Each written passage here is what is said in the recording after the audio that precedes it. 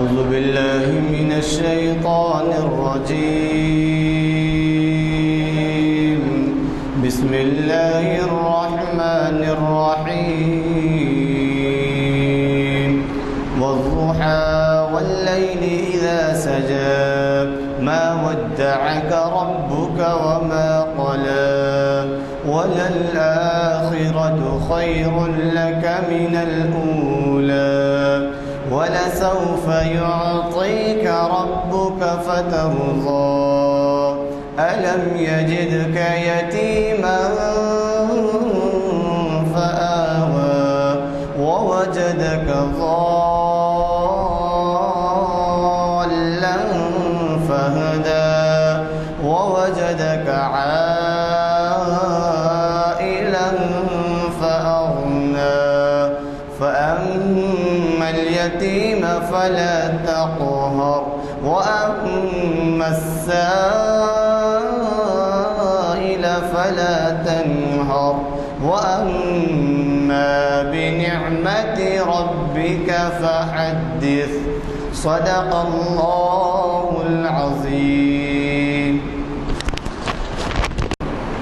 حضرات، ابھی جماعت کے بعد اعلان کیا گیا اور ہفتہ واری پروگرام کے اعلامیوں کے مطابق آج آپ کے درمیان جناب اسماعیل صاحب سابق جج تشریف فرما ہیں اور انہوں نے بہت ہی اہم عنوان دیا ہے ہماری آج کی مخاطبت کے لیے، اور وہ ہے حضور اکرم صلی اللہ علیہ وسلم کی حیات طیبہ۔ جامع مسجد گن فاؤنڈری کے کانفرنس ہال میں یہ خطاب ہو رہا ہے ہفتہ واری، اور یہ تاریخ اسلام کی 879ویں نشست ہے، یعنی تقریباً 10 سال سے زائد سے چل رہے ہیں یہ نشستیں، 10 کیا 12-15 سال سے چل رہے ہیں۔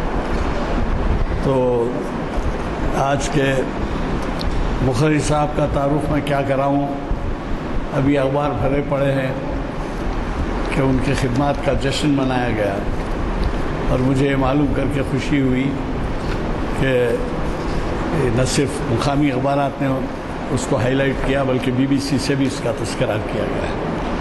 بڑی خوشی کی بات ہے کہ وہ اپنی مصروفیات کے باوجود ہماری محافل کو گرماتے ہیں۔ ہمیں اس سے استفادہ کرنے کی ضرورت ہے۔ وہ وقتاً فوقتاً مہینے 2 مہینے 3 مہینے میں ایک آدھ وقت ہمیں مخاطب کرتے ہیں، اور ان کی صلاحیتوں کے بارے میں تو آپ سب جانتے ہیں کیونکہ اس سے پہلے بھی انہوں نے آپ سے خطاب کیا ہے۔ حضرات، یہ محافل کا سلسلہ جیسے کہ میں نے آپ سے کہا، یوں تو اقبال شناسی کا تو 23-24 سال سے ہے، لیکن یہ 15-17-18 سال کے ایسے محافل ہیں۔ البتہ یہ ضرور کہوں گا کہ اس کی ایک لحاظ سے تبلیغ ہوتی ہے۔ ہم جو اعلامیہ چھاپتے ہیں وہ اعلامیہ فراہم کر دیے جاتے ہیں مساجد کو، تاکہ وہاں پر آویزاں کیے جائیں اور لوگ اس سے استفادہ کریں، اور یہ اعلامیے انگریزی اور اردو میں چھپتے ہیں کیونکہ آج کل کے بچوں کو انگلش میڈیم میں تعلیم ہے اور بعض ایسے ہوتے ہیں جو اردو نہیں جانتے۔ تو یہ اعلامیہ آپ ضرور لیتے ہوئے جائیں اور ان کو اپنے اپنے حلقے میں بانٹیں اور مساجد میں لگائیں۔ بعض حضرات تو اس کے زیراکس نکال کے تقسیم کرتے ہیں، اور بعض حضرات اس کو ویب سائٹ پہ بھی بھیج دیتے ہیں۔ بہرحال میرا کہنے، آپ کو تو پتہ ہے، یہ دیکھ لیجیے ویب سائٹ لگا ہوا ہے۔ بیرون ملک میں بھی آپ کے خطابات سنے جاتے ہیں اور خط و کتابت بھی ہوتی ہے مقررین سے۔ تو میں آپ کا وقت زیادہ لیے بغیر آج کے ہمارے مخرج صاحب کو دعوت خطاب دیتا ہوں، وہ شہنشین پر تشریف لائیں، ہمیں مخاطب کریں۔ البتہ ایک اعلان اور ضرور کر دوں گا کہ پبلک گارڈن میں ماہانہ ہیلتھ لیکچر جو ہوتا ہے، وہ ہیلتھ لیکچر کل صبح ہے۔ ایک doctor A Srinivas Apollo hospital کے مخاطب کر رہے ہیں، اور یہ 7 بجے سے 1 सितंबर को पब्लिक गार्डन में प्रियादर्शनी जो थिएटर है उस पर हो रहा है। उम्मीद कि आप हजरात इससे इस्तेफादा करेंगे। मैं आपसे गुजारिश करता हूँ कि शहर शीफ पर तशरीफ।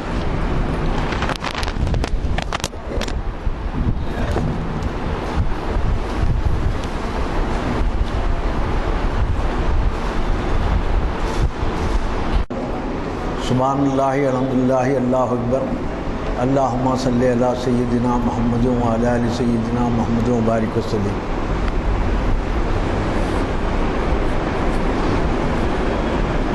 अली जनाब ग़ुलाम यज़दानी साहब सीनियर एडवोकेट, महफिल के रूह रवां सामीन, अल्लाह का लाख लाख शुक्र है कि आज मुझे इस बात की सादत हासिल हुई कि मैं हुजूर की हयात तैयबा के बारे में कुछ कहूँ।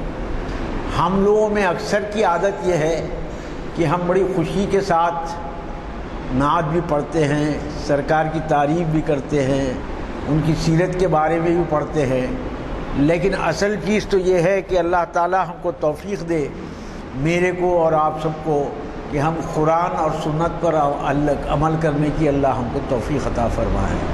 यही सीरत के पढ़ने का असल मकसद है। और आपको हैरत होगी कि किसी इंसान के ताल्लुक़ से कोई एक चीज़ में माहिर होता है या दो चीज़ में होता है। मिसाल के तौर पर अगर कोई मुखर्रिर है, कोई या शायरी कहता है तो हो सकता है वो नसर में अच्छा ना लिखता हो, और नसर में है तो वो शायद शायरी अच्छी ना कर सकता हो। लेकिन सरकार के ताल्लुक़ से ये है कि सरकार एक न सिर्फ नबी थे, बल्कि आप बाद में हुकूमत भी किए, फिर आप जंगों में भी रहे, आप बिज़नेस कारोबार भी किए, फिर आप जो है गरीबों के हमदर्द रहे, फिर ग़ुलामों के लिए बहुत कुछ आपने किया और औरतों के लिए बहुत कुछ किया, और फिर आप जज भी रहे। तो ये आप देखिए कि कुरान में कहा गया है कि अगर तुम रसूल के फ़ैसले से राज़ी ना हो तो मतलब ये है कि जो रसूलुल्लाह फ़ैसला कर दे उसको आपको दिलो जान से कबूल करना पड़ेगा। जिसमें आपको एक मिसाल मैं बता दूं ये शुरू करने के पहले कि एक मुनाफिक आया और यहूदी के साथ सरकार के बाद तशरीफ़ लाया, और सरकार ने वो फ़ैसला यहूदी के हक़ में किया इस वजह से कि वो हक़ पर था। तो ये बोला कि चलो और एक जगह जाएंगे, तो वो हज़रत उमर के बाद तशरीफ़ ले गया, वो ले गया यहूदी। तो जब यहूदी से सरकार पूछा कि क्या हुआ, तो यहूदी ने कहा कि आपके रसूल ने तस्बिया किया लेकिन ये नहीं मान रहे हैं और आपसे तस्बिया चाहते हैं। तो हज़रत उमर ने फ़ौरी उसकी गर्दन काट दी। तो आपसे उसके बाद ही वो आयत नाजिल हुई कि अल्लाह और उसके रसूल, अल्लाह के रसूल जो फ़ैसला कर दे उसको आप तस्लीम करें। तो खैर अब शुरू से ये कहूँ कि हुजूर के ज़िंदगी के कुछ इब्तदाई वाक़यात का ज़िक्र करना चाहता हूँ। आप मक्के के कुरैश और कबीले बनु हाशिम के ख़ानदान में पैदा हुए। कुरैश का काम ये था कि हाजियों को दिल खोल कर खाना खिलाते, पीने के लिए पानी भरवाते थे, और दूसरे मुल्कों में जाकर तिजारत करते थे। आपके दादा जो थे वो उनके 10 लड़के थे, जिसमें आपको मालूम होगा मशहूर जो हैं हज़रत हमज़ा हैं, हज़रत अब्बास रज़ियल्लाहु ताला अन्हु, हज़रत हमज़ा और अबू जहल और अबू लहब। ये 4 से तो हम वाकिफ़ हैं, लेकिन आपके पूरे 10 चचा थे यार। जहाँ तक मेरा अंदाज़ा है सिर्फ 2 ही चचा ईमान लाए। तो मैं ये अर्ज़ कर रहा था कि ये लोग जो है तिजारत भी करते थे, और आपके वालिद जब शादी होने के कुछ दिनों के बाद आपका इंतकाल हो गया, जब सरकार दो आलम अपनी माँ बीबी आमिना की शिकम में थे। तो यानी आपको ऐसे को अंग्रेज़ी में पोस्टमस कहते हैं, آپ اردو میں کیا کہتے ہیں نہیں معلوم، یعنی جن کی ولادت والد کے انتقال کے بعد ہو. تو والد کے انتقال کے بعد آپ تولد ہوئے، اور جب 6 سال کے ہوئے تو آپ کی والدہ کا بھی انتقال ہو گیا. پھر آپ کے دادا عبد المطلب نے آپ کی پرورش کی، اور جب دادا بھی انتقال کر گئے اور جب آپ کی عمر 11 سال کی تھی تو چچا ابو طالب نے آپ کی پرورش کی. یہ ابو طالب حضرت علی کے والد تھے، اور آپ نے سرکار کا بہت زیادہ ساتھ دیا، ہر طریقے سے آپ نے سرکار کا ساتھ دیا، اور پوری محبت کے ساتھ. پھر آپ جب 12 سال کے ہوئے تو عرب کے دستور کے مطابق آپ نے بکریاں بھی چرائی. اور ایک عرب کا یہ قانون تھا کہ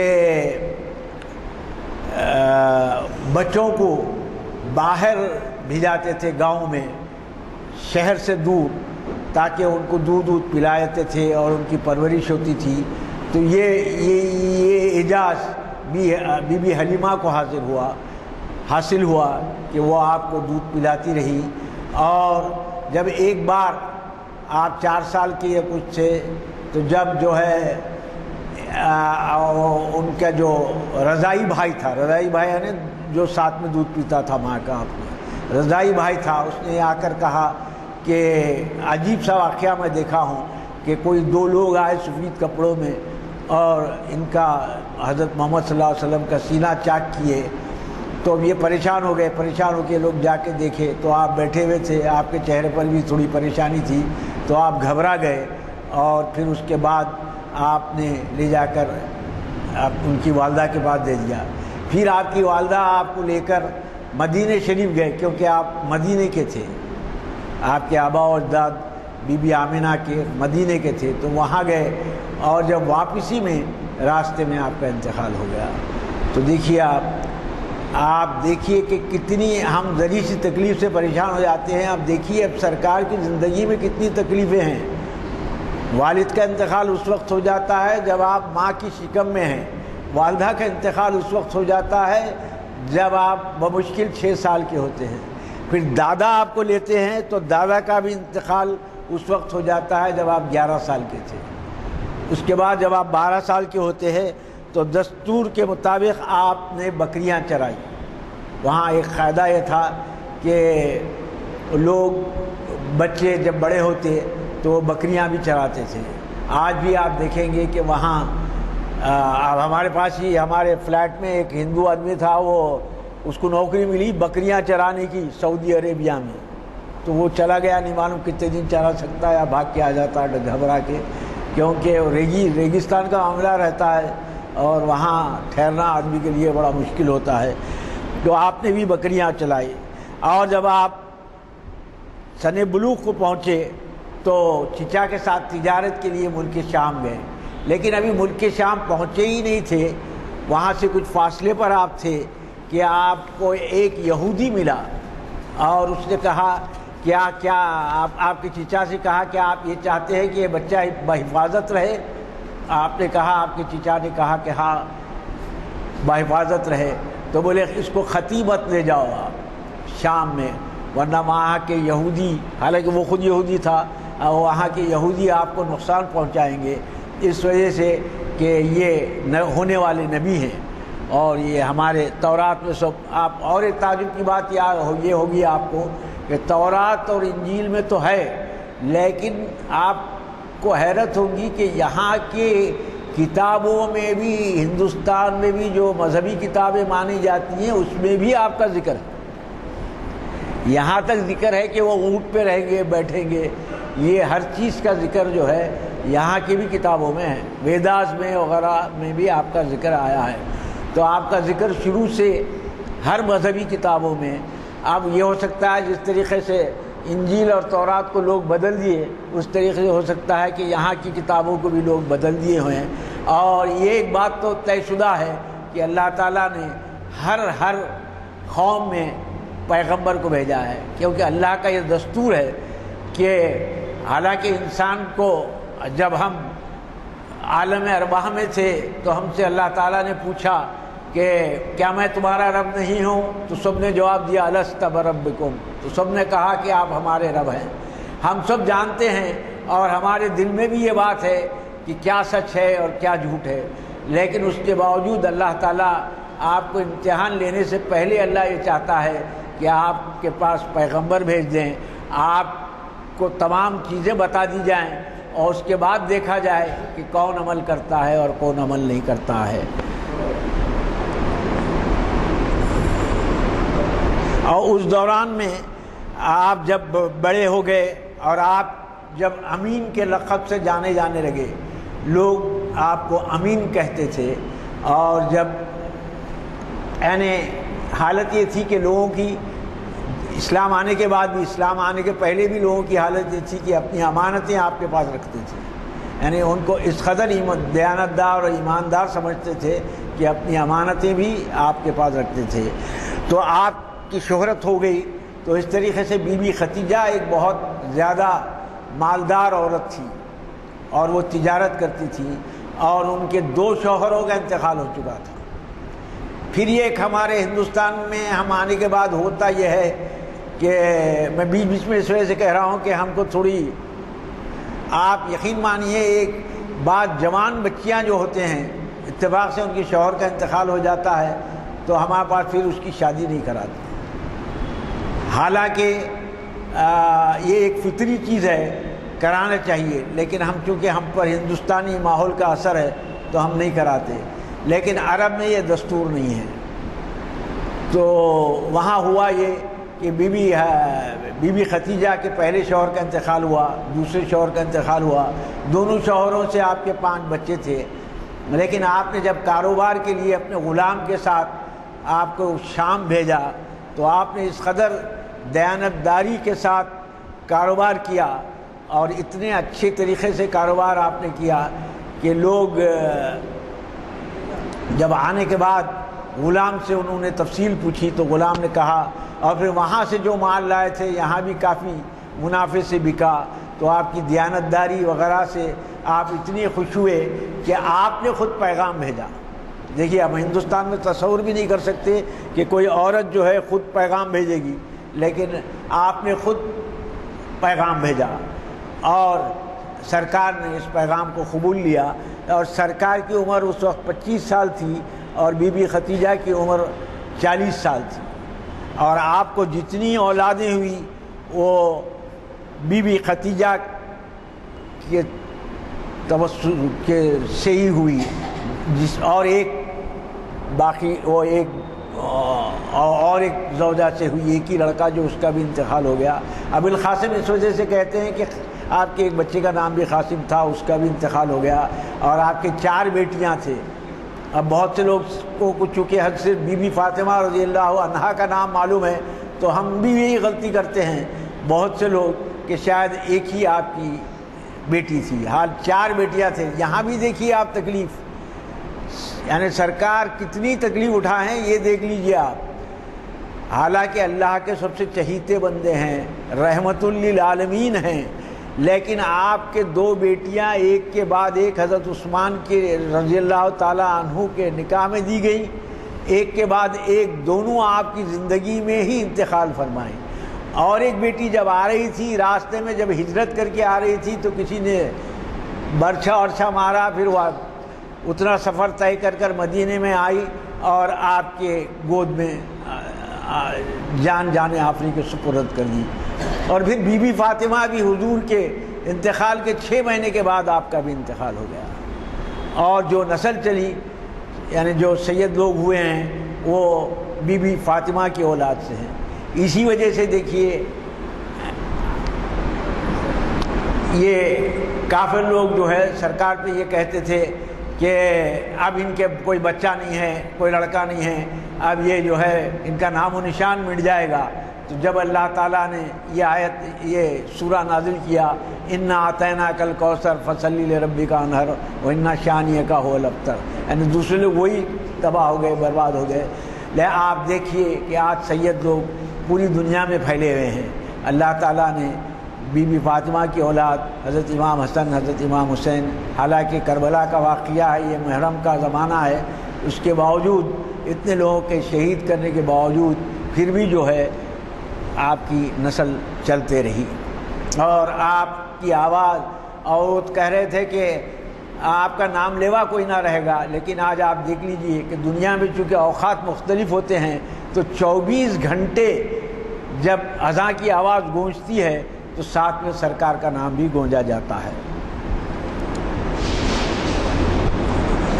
اور جو بی بی خدیجہ نے جس غلام کو بھیجا تھا اس کا نام محسرہ تھا، اور جیسا کہ میں نے کہا کہ آپ کو ایک لڑکا قاسم پیدا ہوا، اسی وجہ سے آپ ابو القاسم کہلائے، اور آپ کی بیٹیوں کا نام تھا Bibi Zainab, Bibi Kulsoom, Bibi Ruqayya اور بی بی فاطمہ، اور جب تک بی بی خدیجہ بقید حیات رہی آپ نے دوسرا نکاح نہیں کیا۔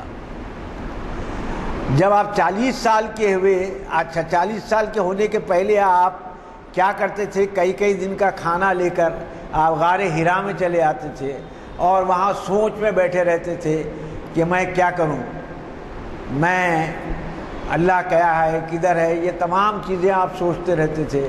اسی وجہ سے ابھی آپ نے سنا کہ والضحیٰ واللیل، ابھی پڑھے، اس میں بتایا گیا ہے کہ کیا ہم نے آپ کو، یعنی آپ فکر میں تھے، آپ کو صحیح راستہ بتا دیا، آپ یتیم تھے، آپ کو دیا، پھر آپ کو پیسے کی تکلیف تھی، پھر آپ کو پیسے بھی دیے، لہذا فقیر کو وہ نہ کرو، یتیم کو یہ نہ کرو۔ ابھی آپ جو سورہ مولوی صاحب پڑھے اس میں بتایا گیا ہے، تو یہ پڑھتے رہتے تھے وہاں غار حرا میں، سرکار سوچتے رہتے تھے کہ کیا ہے، کیونکہ جب تک حضرت ابراہیم کی، یہ ضرور ہے کہ آپ 40 سال میں بھی کبھی نعوذ باللہ نہ بتوں کی پوجا کی، نہ کوئی غیر غلط کام کیا، نہ بتوں کی پوجا کے بعد جو بکرے اونٹ وغیرہ ذبح کرتے تھے، نہ کبھی آپ نے ان کو کھایا، کوئی نہ شراب پی، کوئی غلط حرکت آپ سے، اللہ تعالیٰ نے آپ کو ہر چیز سے محفوظ رکھا۔ یہاں تک کہ ایک بار رات میں وہ لوگ کہانیاں بولتے تھے، جیسا آج ہم لوگ ٹی وی دیکھتے ہیں رات کے 2 بجے تک اور پھر فجر میں اٹھنا تکلیف دہ سمجھتے ہیں، اس کی وجہ یہی ہے کہ اس زمانے میں بھی لوگ رات بھر جو ہے کہانیاں قصے بولتے تھے۔ تو ایک وقت آپ ایسی جگ جا رہے تھے تو اللہ تعالیٰ کی شان دیکھیے کہ اللہ تعالیٰ نے آپ پر نیند طاری کر لی اور صبح ہی آپ کی آنکھ کھلی، یعنی اللہ اس سے بھی محفوظ کر لیا آپ۔ تو جب آپ ایک دن اللہ تعالیٰ نے حضرت جبریل علیہ السلام کے ذریعے سے آپ کے پاس وحی بھیجی، پہلی وحی جو آئی تو وہ قلم کے تعلق سے ہی ہے، دیکھیے آپ، اور آج ہم علم کو جو ہے پیچھے ڈال دیے ہیں، اور کبھی ہمارے پاس یہ تصور نہیں تھا، جب تک عربوں کی حکومت تھی یہ تصور نہیں تھا کہ دینی علم الگ ہے، یہ دنیائی علم الگ ہے۔ آپ پڑھیے، بعض انگریزوں کی کتابیں بھی پڑھیے، آپ کو معلوم ہوگا کہ کافی چیزوں کی ایجاد کر، پہلے اسپین میں یونیورسٹی ہوتی تھی اور لوگ وہاں جاتے تھے یورپ سے اسپین میں پڑھنے کے لیے جب مسلمانوں کی حکومت تھی۔ یہ جو تصور ہمارے پاس آیا یہ بعد میں آیا کہ دینی علم الگ ہے، دنیائی علم الگ ہے، ورنہ الجبرا کے موجد ہمارے لوگ، کئی چیزوں کے موجد، اور آپ کے یہ خون دوڑتا ہے، یہ تمام چیزیں سب بتانے والے مسلمان ہی سائنٹسٹ تھے، بڑے بڑے سائنٹسٹ تھے۔ تو آپ دیکھیے کہ آپ جب آیا پیغام، جب فرشتہ آیا، حضرت جبریل تشریف لائے تو آپ کو بڑی پریشانی ہوئی، اور آپ گھر میں بڑی ہیبت کے عالم میں آپ گھر میں آئے۔ تو دیکھیے اصل چیز یہ ہوتی ہے کہ میں کیسا انسان ہوں، یہ آپ اگر بول دیں تو کوئی بڑی بات نہیں ہے، اچھا ہوں، کیونکہ میں تو بظاہر شریف ہی رہوں گا آپ کے سامنے۔ اصل تعریف اس وقت ہے کہ جب میری بیوی اگر میری تعریف کرے، میرے گھر والے میری تعریف کریں، میرے قریبی دوست میری تعریف کریں، تو جب یہ معلوم ہوگا کہ آپ کتنے پانی میں ہیں۔ تو بی بی خدیجہ نے کیا فرمایا آپ سے کہ آپ گھبرائیے مت، آپ کو اللہ ضائع نہیں کرے گا، آپ بے کسوں کی مدد فرماتے ہیں، غریبوں پر رحم فرماتے ہیں، ہمدرد اور امین ہیں، خرچ کے بوجھ کے نیچے جو دبے ہوئے ہیں ان کا بوجھ آپ ہلکا کرتے ہیں۔ دیکھیے کون بول رہے ہیں؟ بی بی خدیجہ جو آپ کے ساتھ 15 سال ازواجی بندھن میں بنے ہوئے تھے، تو آپ سے زیادہ بہتر کون جان سکتا ہے؟ اور وہ آپ اپنے ان کے ایک بھائی تھے ورقہ بن نوفل، ان کے پاس لے گئے تو وہ عبرانی زبان بھی جانتے تھے، تو انہوں نے کہا کہ یہ وہی فرشتہ ہے جو حضرت موسیٰ پر اترا تھا، اور یہ کہا کہ کاش میں اس وقت ہوتا رہوں جب آپ کو آپ کے لوگ اس مکے سے نکال دیں گے۔ تو انہوں نے کہا کیا لوگ مجھے اللہ ایک ہے کہنے پر مکے سے نکال دیں گے؟ تو انہوں نے کہا ہاں، ہر پیغمبروں کے ساتھ ایسے ہی ظلم ہوتا ہے، آپ کے ساتھ بھی ایسا ہی ہوگا۔ اور اس کے بعد ورقہ بن نوفل کا انتقال ہو گیا۔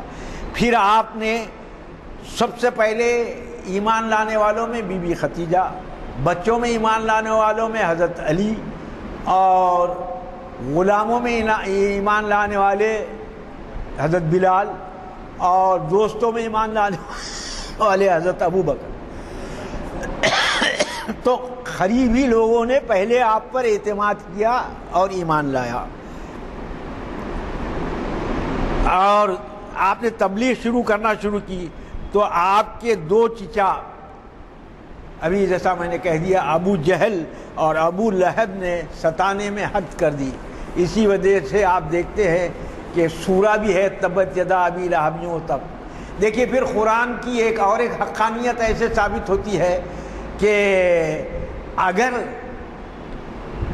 ابو لہب چاہتا کہ یہ نعوذ باللہ وہ تو نہیں ہو سکتا، اگر انہیں ضد کے لیے نقلی طور پر بھی ایمان لاتا کہ بھئی آیت کو میں سورے کو جھٹلا دوں، لیکن نہیں لایا ہو، اس وجہ کہ اللہ تو جانتا تھا کہ وہ ایمان نہیں لائے گا۔ تو ابو جہل اور ابو جہل اتنے ظلم کیے، حضرت بلال پر اتنا ظلم کیا گیا کہ گلے میں رسی باندھتے تھے اور گلیوں میں گھسیٹے جاتے تھے، لیکن اس کے باوجود حضرت بلال احد احد کہتے تھے۔ اس طریقے سے کئی لوگوں کو حضرت ابو بکر نے اپنے پیسوں سے کئی غلاموں کو آپ نے آزاد کروایا، اور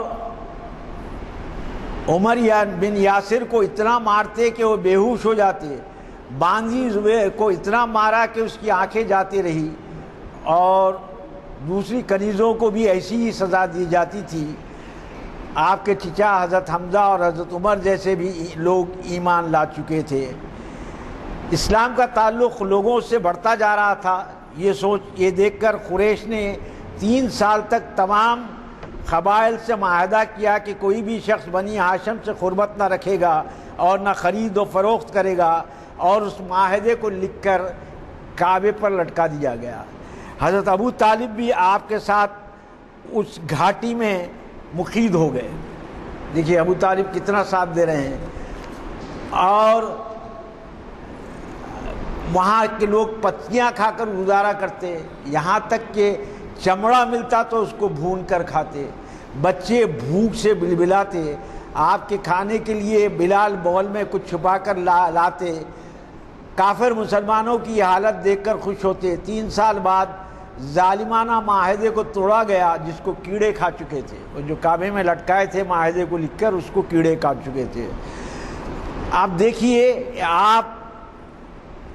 آپ نے اس قدر محنت کی۔ ایک بار آپ کعبے میں ہی سربسجود تھے کہ ابو جہل نے ایک بڑا سا پتھر لیا اور آپ کو مارنا چاہا، لیکن گھبرا کے پیچھے ہٹ گیا۔ تو بعد میں لوگوں نے کہا کیا ہوا؟ تو انہوں نے کہا کہ میں نے ایک ایسا اونٹ دیکھا جو آج تک نہیں دیکھا، جو منہ کھولا کھڑا ہوا تھا، اور ایسا معلوم ہو رہا تھا کہ اگر میں قریب جاؤں اور تو مجھے کھا جائے گا۔ تو دیکھیے اللہ تعالیٰ، بعد میں بھی اللہ تعالیٰ نے فرمایا تھا، شروع میں صحابہ سرکار کی رکھوالی کرتے تھے، لیکن بعد میں اللہ تعالیٰ نے فرما دیا کہ ہم آپ کے نگہبان ہیں، تو بعد سرکار نے وہ نگہبانوں کو بھی ہٹا دیا۔ تو پھر آپ کے ساتھ دشمنوں کا ایسا معاملہ رہا کہ آپ کو مکے سے مدینے کی طرف ہجرت کرنے پر مجبور کیا گیا۔ مسلمانوں کو یثرب مدینے کو پہلے یثرب کہتے تھے، امن کی جگہ مل گئی، لیکن انہیں اپنے تمام مکانات، سامان، زر و زیور، ہر چیز کو چھوڑ کر جانا پڑا. اور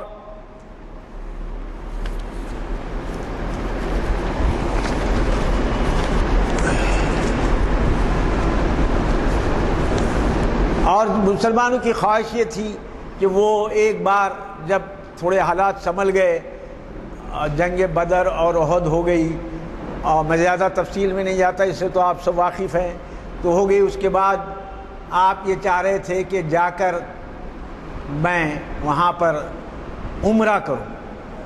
آپ دیکھیے اس وقت کعبے میں 360 بت ویسے ہی تھے، لیکن آپ عمرہ کرنا جانا چاہ رہے تھے. لیکن جب ان لوگوں کو، مکے والوں کو معلوم ہوا تو آپ کو روک لیا گیا. اور اس کے بعد صلح حدیبیہ ہوئی، جو بظاہر مسلمانوں کے خلاف معلوم ہوتی تھی. حضرت عمر رضی اللہ تعالیٰ عنہ نے کہا کہ سرکار، کیا ہمارا دین حق پر نہیں ہے؟ کیا ہم حق پر نہیں ہیں؟ کیا ہمارا دین سچا نہیں ہے؟ سرکار نے کہا سب کچھ صحیح ہے، لیکن اللہ تعالیٰ کی یہ حکم ہے، اللہ تعالیٰ کا یہ حکم ہے. اس کو اللہ تعالیٰ فرماتے ہیں کہ یہ تمہاری فتح ہے. اب آپ کو تعجب ہوگا کہ بظاہر ایسا معاہدہ تھا کہ مکے سے اگر کوئی مدینہ آ جائے مسلمان ہو کر تو اس کو واپس بھیجنا پڑے گا، لیکن مدینے سے کوئی مکہ چلے جائے تو اس کو واپس نہیں بھیجنا پڑے گا. ایسی کئی شرطیں تھیں جو بظاہر مسلمانوں کے خلاف نظر آتی تھی، لیکن اس کے باوجود اللہ تعالیٰ کہتا ہے کہ یہ تمہاری کھلی ہوئی فتح ہے. اس کا نتیجہ یہ نکلا کہ اب مکے سے لوگ آنے لگے، امن و امان قائم ہو گیا، اور لوگ ایک ادھر سے ادھر آنے لگے، ادھر سے ادھر جانے لگے، تو کافی لوگ مسلمان ہوئے. اس کے بعد ان لوگوں نے 10 سال تک کے لیے صلح حدیبیہ تھا، لیکن ان لوگوں نے بعد میں سرکار آئندہ سال عمرے کو جانے کے لیے اجازت دی گئی تھی کہ صرف 3 دن ہی آپ رہ سکیں گے مکے میں. تو آپ صحابہ کے ساتھ عمرے کو گئے، عمرہ بجا ادا کیا، اور 3 دن کے بعد جب آپ ٹھہرنا چاہے تو اس نے کہا کہ نہیں، مکے کے کفار نے کہا کہ آپ نہیں ٹھہر سکتے، آپ کو جانا پڑے گا. 3 دن ہو گئے تو آپ نے معاہدے کی پابندی کرتے ہوئے 3 دن کے بعد آپ مدینہ واپس ہو گئے. اس کے بعد صلح حدیبیہ کے میں ایک قبیلہ کافروں کا ہی تھا قبیلہ، لیکن ایک ان کے ساتھ تھا، ایک قبیلہ مکے کے کافروں کے ساتھ تھا، ایک قبیلہ جو ہے سرکار کے ساتھ معاہدہ کیا تھا. تو ان کو ان لوگوں نے مار دیا کعبے میں، کافی لوگوں کو.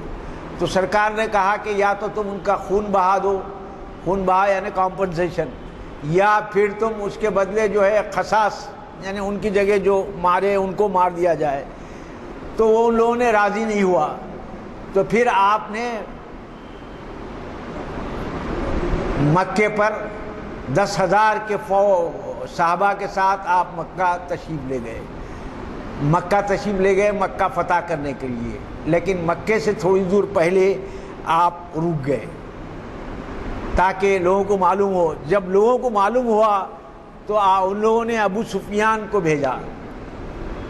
ابو سفیان جو بعد میں اسلام لا لیے اور حضرت معاویہ کے والد ہیں، تو وہ تشریف معاویہ رضی اللہ تعالیٰ عنہ کے والد، تو وہ ان کو بھیجا گیا. لیکن وہ آ کر دیکھے تو اب اس وقت حضرت عمر کو بڑا غصہ آیا اور وہ ان کو مارنے پر آمادہ ہو گئے، قتل کرنے پر. لیکن اس وقت عباس رضی اللہ تعالیٰ عنہ نے ان کی جان بخشی کی اور التجا کی. اب آپ سوچئے کہ ابو سفیان کا ظلم کتنا تھا. بعد میں ایمان لا لیے وہ صحیح ہے، لیکن اس وقت کتنا ظلم تھا. بار بار حملہ کرتے تھے، قتل کرنے کی سازش کیے تھے. خیر یہ ایک ابو سفیان کا بھی نہیں، آپ کو معلوم ہوگا کہ خود حضرت عمر رضی اللہ تعالیٰ عنہ بھی سرکار کو شہید کرنے کے لیے ہی نکلے تھے گھر سے. تو وہ راستے میں ان کو ایک مل گئے کوئی صاحب، اور انہوں نے بتایا کہ پہلے اپنے گھر کا حال تو دیکھو. تو بہن ان کے قرآن پڑھ رہے تھے، آپ کو سب معلوم ہے وہ قصہ. قرآن پڑھ رہے تھے بہن، پھر یہ گئے، پھر نہائے دھوئے، اور اس کے بعد پھر آ کر ایمان لائے. حضرت حمزہ لانے کے کچھ 8-10 دن کے بعد آپ ایمان لائے، اور اس کے بعد اللہ تعالیٰ نے کافی مسلمانوں کو تقویت بخشی. دیکھیے تقویت تو بخشنے والا اللہ ہی ہے، لیکن بظاہر ذریعہ جو ہوتا ہے وہ ذریعہ حضرت حمزہ اور حضرت عمر رضی اللہ تعالیٰ عنہ کا ایمان لانا تھا۔ آپ یہ بات یقین کر لیجئے کہ میں بھی پہلے ایک بچپنے میں بڑا شروع میں ذرا میرے ذہن میں ایک بات آتی تھی کہ فلاں کا یہ کام کر دیا کیونکہ جج تھا تو ان کو نوکری دے دیا، ان کو ذہن میں ایک قسم کا تھوڑی باتیں آتی تھی۔ لیکن جسٹس تقی عثمانی صاحب کا ان کے 12 یا 20 جلدیں ہیں، ان کے جو تقاریر ہیں، اس میں ایک تقریر میں انہوں نے یہ کہا کہ اللہ تعالیٰ جب سوچ لیتا ہے کہ یہ کام ہونا ہے تو کن فیکون سے ہر کام ہو جاتا ہے۔ تو کیا اس سے احسان کی توقع کر رہا اور تو کیا شکریہ کا مستحق ہو رہا ہے؟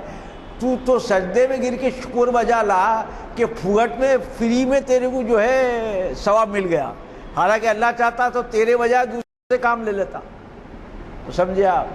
تو اللہ تعالیٰ جو چاہتا ہے وہ ہوتا ہے، لیکن بظاہر دنیوی اعتبار سے حضرت حمزہ اور حضرت عمر ایمان لانے کے بعد کافی تقویت ہوئی اور مکے میں حرم میں نماز بھی پڑھی گئی۔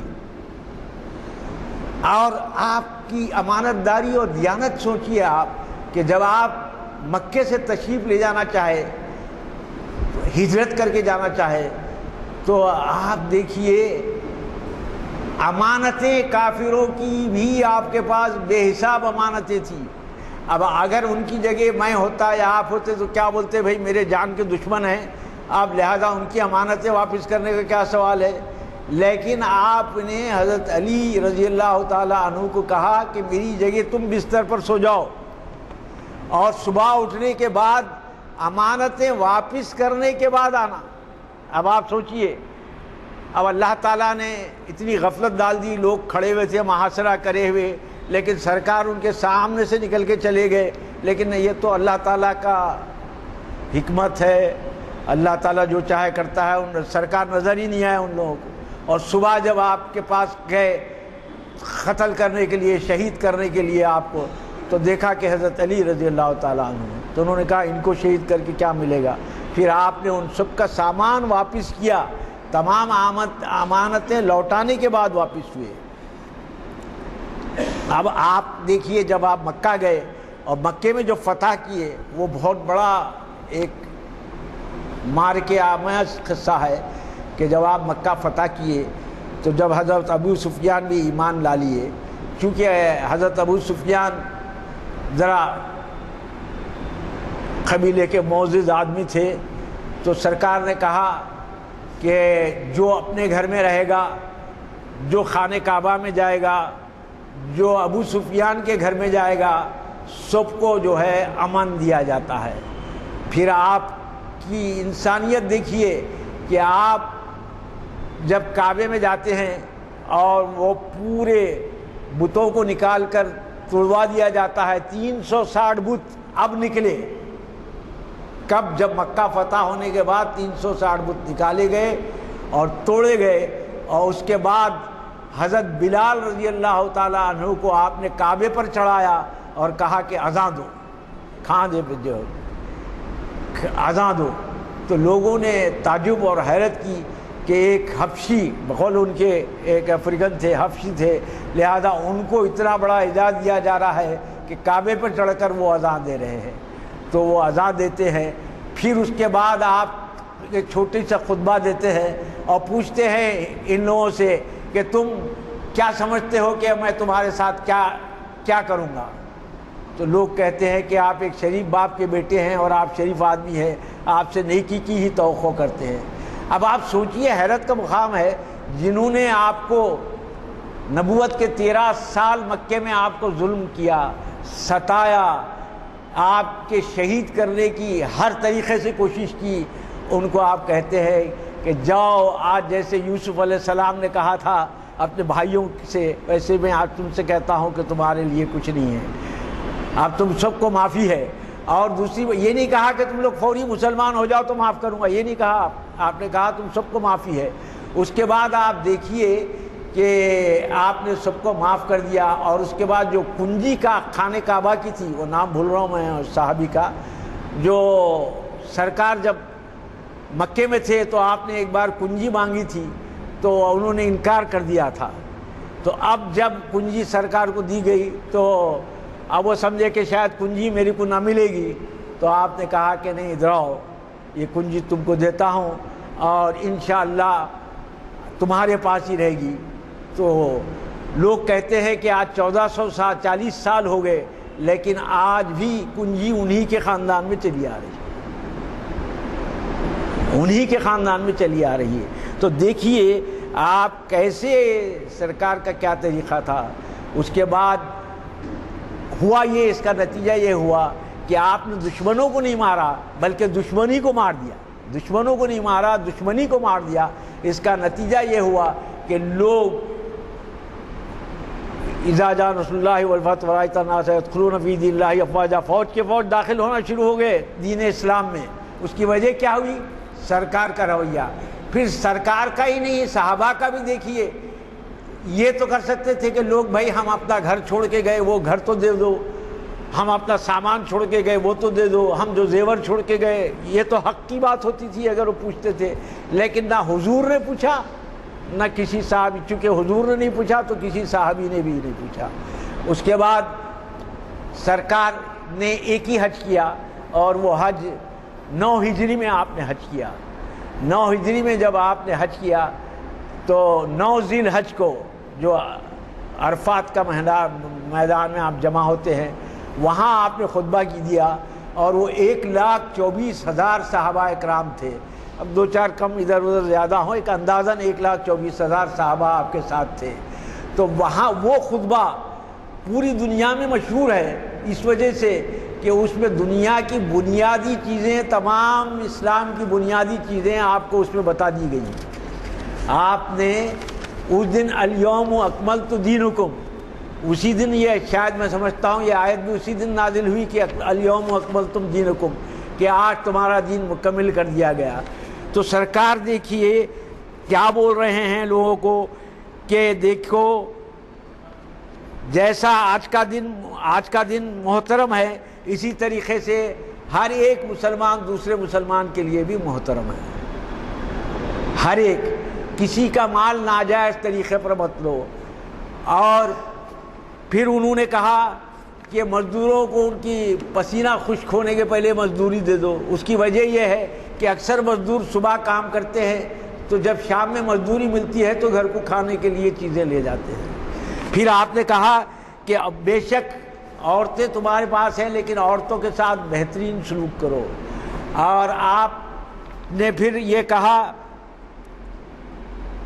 کہ یہ جو 4 مہینے ہیں وہ بدلتے رہتے تھے یہ لوگ. بعض وقت کہ کفار وہ بھی 4 مہینوں کو مانتے تھے لیکن کبھی کبھی مہینے کو بدل لیتے تھے, جیسا ہمارے ہندو بھائی یہاں کرتے ہیں. ان کے بعد بھی کچھ مہینے محترم ہیں وہ بدلتے رہتے ہیں کبھی کبھی مہینوں کو, تو وہاں بھی وہ لوگ بدلتے تھے. تو آپ نے کہا کہ ان مہینوں کو آپ بدل نہیں سکتے. پھر انہوں نے کہا کہ کالا کو گورے پر کوئی فوقیت نہیں ہے, عرب کو عجمی پر کوئی فوقیت نہیں ہے. پھر فوقیت کس بات کی ہے؟ تقوی کی ہے. جس میں جتنا زیادہ تقوی ہوگا اس کو اتنی ہی فوقیت ملے گی. پھر آپ نے کہا کہ اب میرے بعد کوئی پیغمبر نہیں آئے گا, میرے بعد کوئی پیغمبر نہیں آئے گا, لہذا اب تم کو جو ہے اسی دین پر چلنا ہے. ایسا نہ ہو کہ میرے جانے کے بعد آپ دین سے پلٹ جاؤ. پھر آپ نے کہا کہ سود کو اللہ تعالیٰ نے حرام کر دیا ہے. پھر آپ نے کہا کہ سب سے پہلا سود میں کس کا؟ عباس رضی اللہ تعالیٰ عنہ کی خاندان کا مانوانا. تو یہ جو لوگوں کا تصور ہے کہ صرف غریب لوگ کھانے کے لیے لیتے تھے, ایسا نہیں ہے. کاروبار کے لیے بھی یہ لوگ سود پہ پیسے لیتے تھے.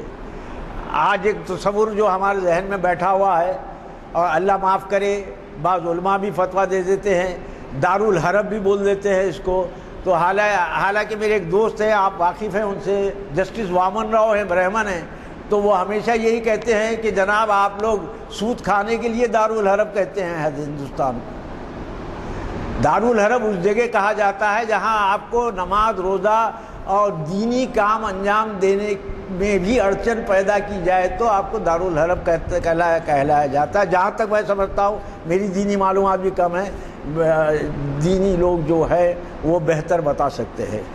تو یہ بتایا گیا کہ، اور پھر اس کے بعد کہا گیا کہ وہاں ایک اور ایک قاعدہ یہ تھا کہ ایک آدمی، ایک قبیلے کے ایک آدمی دوسرے قبیلے کے ایک آدمی کو مار دے تو 40 سال لڑتے تھے۔ ایک بار آپ کو حیرت ہوگی کہ 40 سال یہ دو قبیلے اس وجہ سے لڑے کہ ایک قبیلے میں کوئی مہمان آیا تھا، اس کا اونٹ چرگاہ میں جا کے چر لیا، اس کے لیے 40 سال لڑتے رہے، 7,000 آدمیوں کا قتل ہوا 40 سال۔ تو آپ نے کہا کہ سب سے پہلے جو میں معاف کرتا ہوں وہ بھی آپ کے کوئی رشتہ دار کا خون تھا، وہ کہا، آپ نے کہا کہ وہ بھی میں معاف کرتا ہوں۔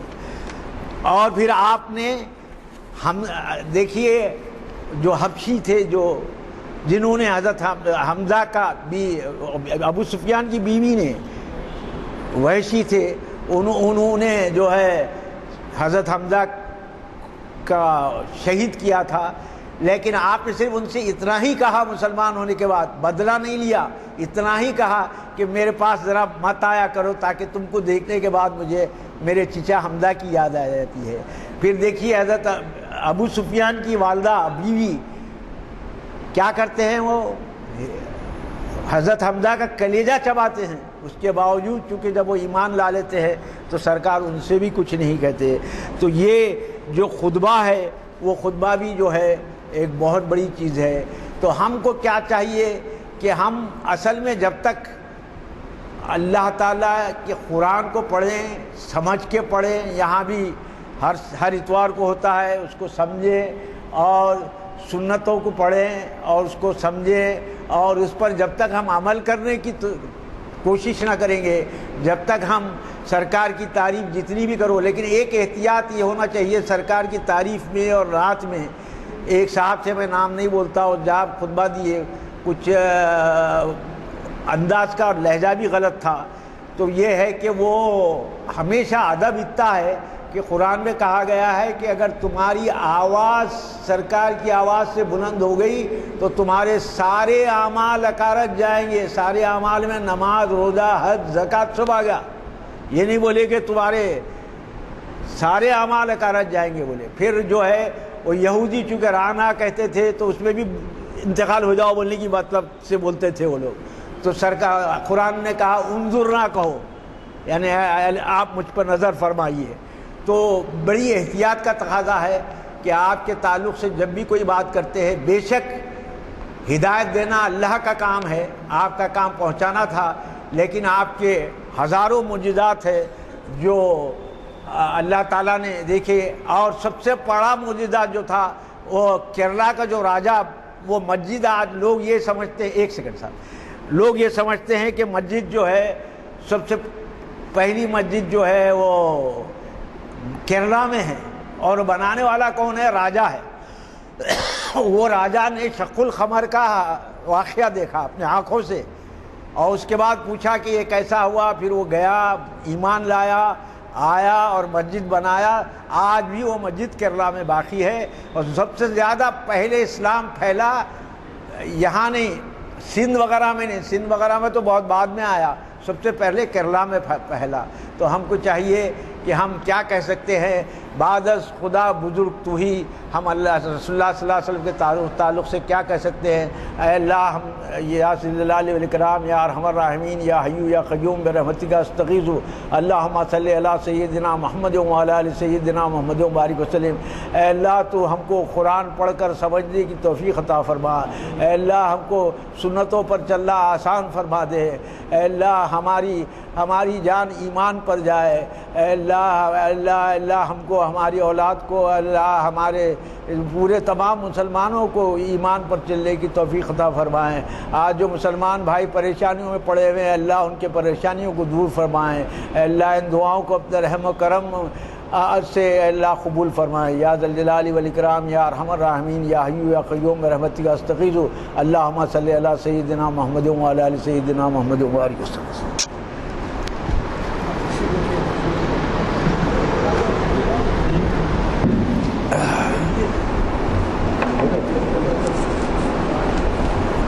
مختصر بولتے بولے برداشت کر لیجیے۔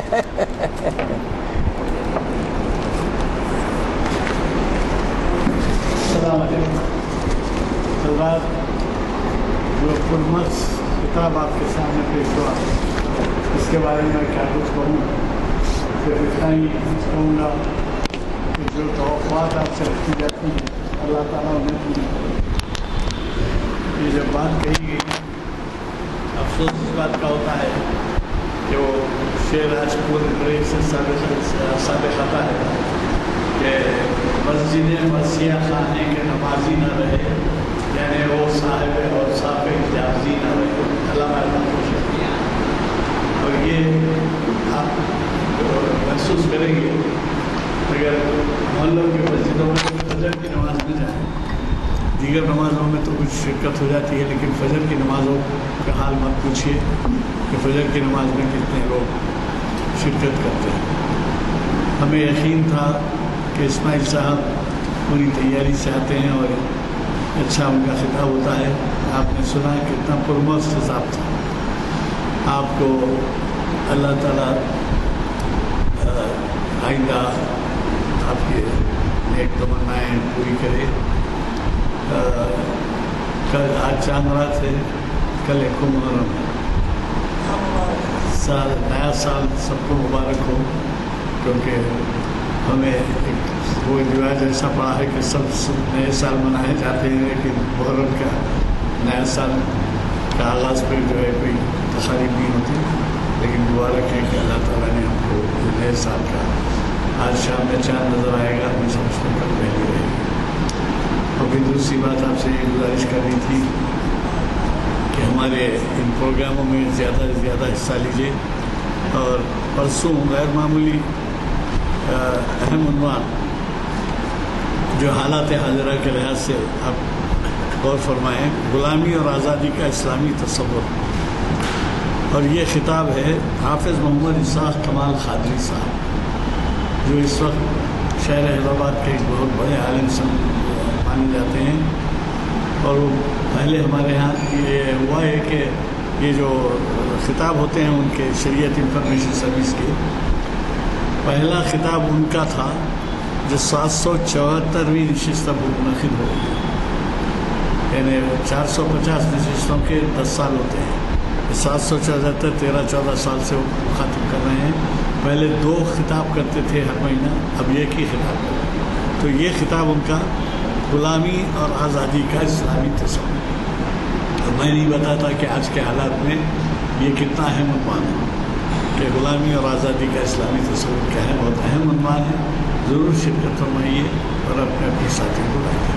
और फिर एक आखिरी ऐलान, तो मैंने पहले ही कहा था कि हर महीना एक लेक्चर होता है सेहत के बारे में, और सेहत के बारे में कौन होगा, कौन सा मज़हब होगा, कौन सी तंजीम होगी जो ख्याल नहीं करता। तो आपसे गुजारिश है कि कल सुबह 7 बजे बाग़-ए-आमा में एक लेक्चर अपोलो के डॉक्टर का माहिर क़ल्ब के अमराज का है, 7 बजे से इंदिरा प्रियदर्शनी। मैं उसके बारे में सिर्फ इतना ही कहूँगा कि एक दिन में 700 एक महीने में 720 घंटे होते हैं, 24 अरब 30, 720 घंटे में एक घंटा नहीं।